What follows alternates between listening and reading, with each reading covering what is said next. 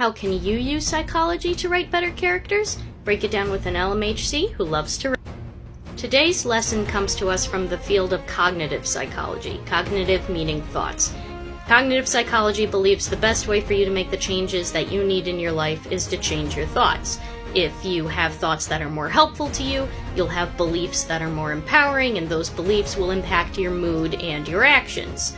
I have 12 categories of what cognitive psychology calls thought errors, or unhelpful thoughts, maladaptive thoughts, and we're going to break down what they mean for your character, if your character has them.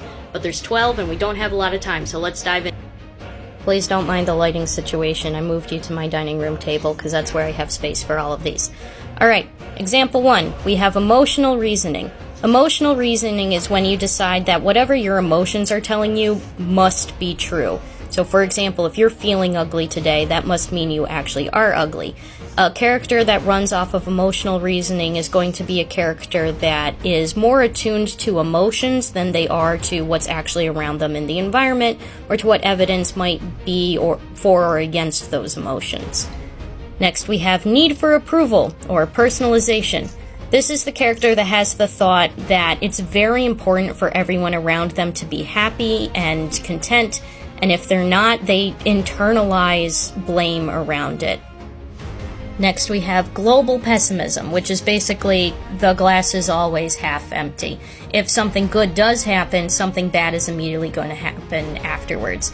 This is a character who just does not trust happiness and can't feel comfortable with good things in their life. Next, we have mind reading.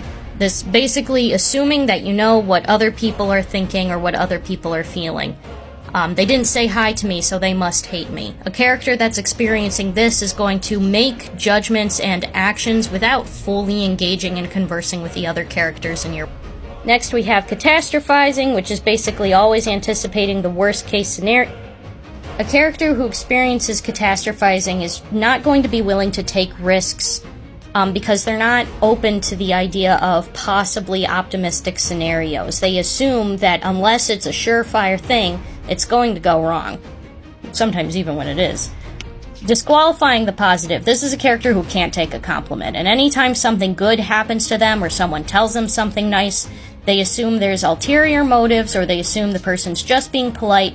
And I want you to think about this as more than just somebody being humble, because if you can't recognize when people are giving you genuine positive feedback, that means you really struggle with actually being able to identify and therefore use your own strengths.